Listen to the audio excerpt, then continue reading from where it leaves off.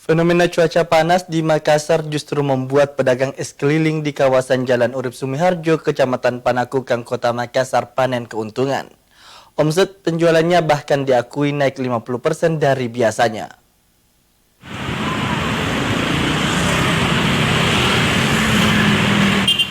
Fenomena cuaca panas memasuki musim kemarau ini justru menjadi rezeki tersendiri bagi pedagang es keliling di Kota Makassar.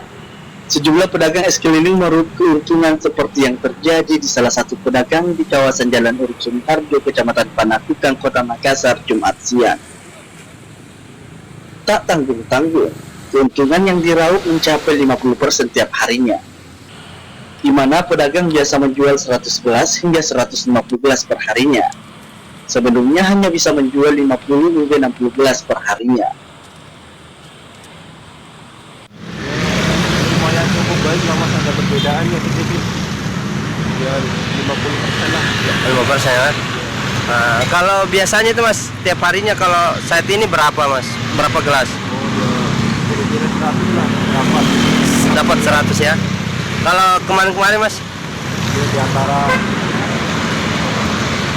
50-60. Untuk harganya sendiri, es keliling ini dibanderol dengan harga Rp6.000 per gelasnya, dengan keuntungan bisa mencapai Rp600.000 per harinya.